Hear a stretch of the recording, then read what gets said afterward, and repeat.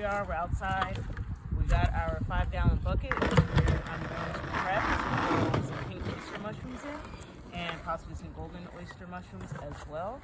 So I'm using a food grade BPA-free 5-gallon bucket. I've seen people use regular contractor buckets with great success. So use what you got. I'm going to mark out the holes for the mushrooms to grow out of. So I'm going to show you how to mark it out using this little red marker here for high visibility. And I'm going to probably hang my buckets. Probably going to hang my buckets like this so I can put some holes closer to the bottom so those mushrooms can just grow out of there. And I'm going to space them about every 10 inches. So I'm going to put it wherever you guys can see it. And show you I'm marking that out. And trying to keep on a straight line, you know. You can get creative with it.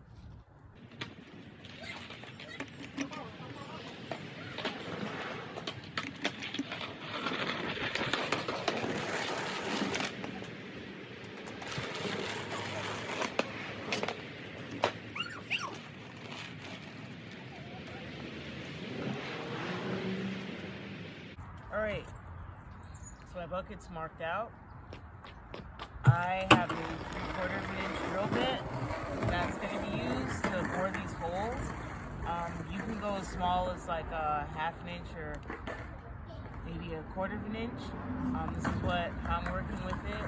And after the holes are drilled, I'm pretty much going to load it up with pasteurized straw, layered with my green spawn.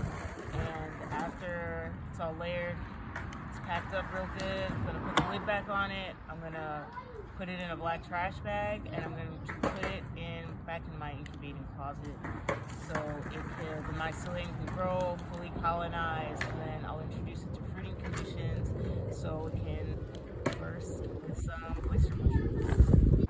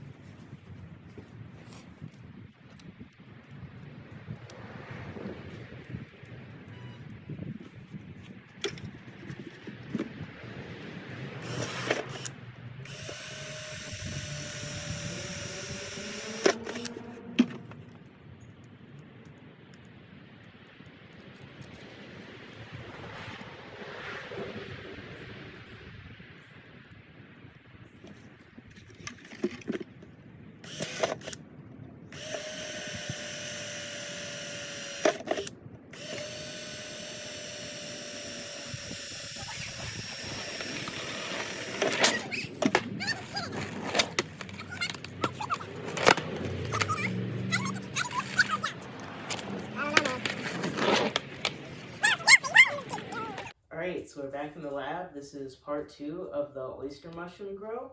And so we've already pasteurized our straw. So that is pasteurized, it has been drained, it is sitting in this tub right here. And we've gone over how to drill the holes in our 5-gallon bucket.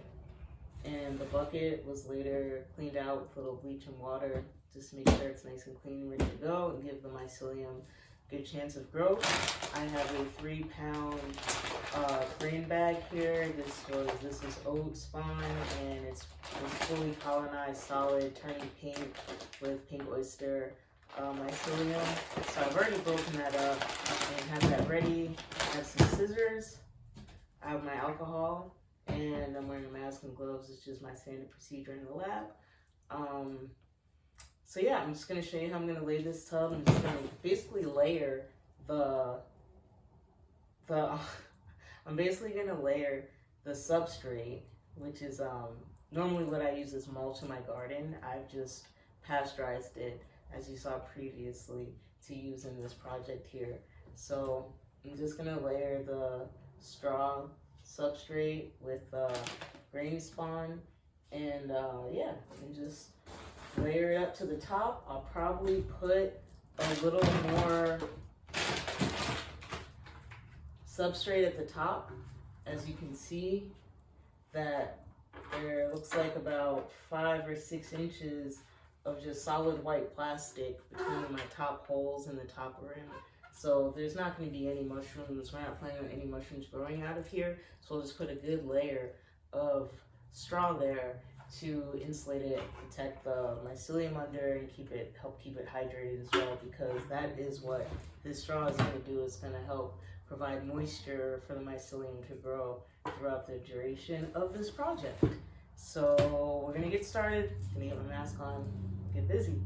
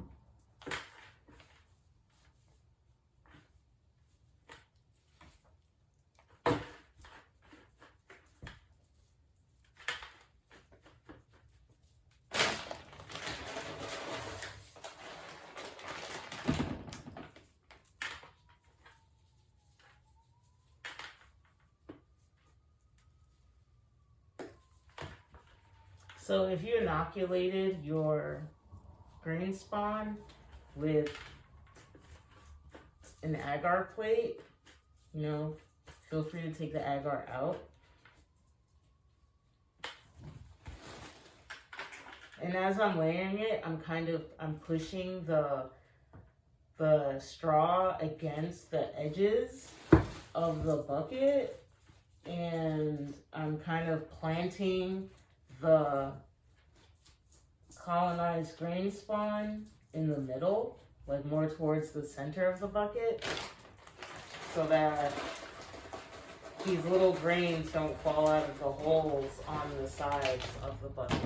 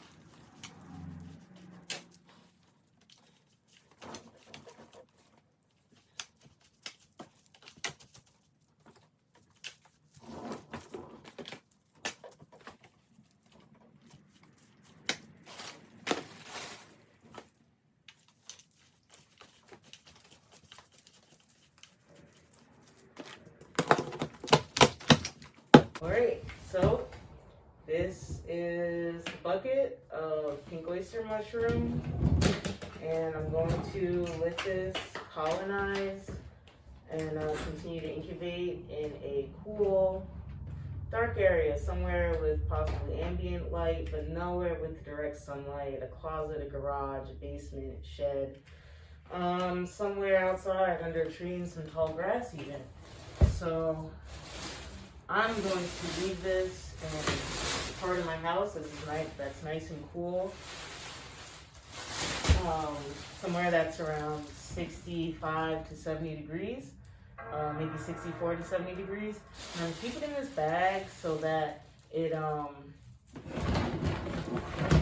gonna keep it in this bag so that it retains its moisture and humidity a little bit while the mycelium colonizes, and to keep it clean and things like that. So I'm just gonna, I don't want to touch too much because I got straw in my hands, but basically just gonna tie the bag in a loose knot and just leave it somewhere for about 7 to 10 days. If it's warm, if it's cooler, on the cooler side, you can expect anywhere from 1 to 3 weeks for colonization, and you're gonna know it's ready to go into fruiting conditions. You'll probably see the straw should look really pink through the holes, or you'll just see the fruit coming through already. If you don't, after 3 weeks, if you don't see any signs of mushrooms after 3 weeks, or any signs of mycelium growing from those holes after 3 weeks, I would just introduce it to fruiting conditions if it smells good.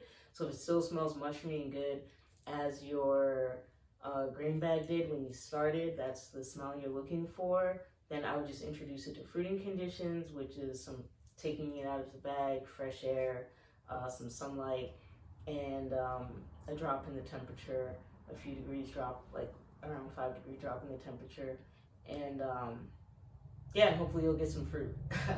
So that's how I'm setting mine up, and I wish you the best in your oyster mushroom grow. You can use this technique for pretty much any oyster mushrooms, and sometimes even some other wood lovers will thrive on straw. You can test it out if you like. So thanks for joining.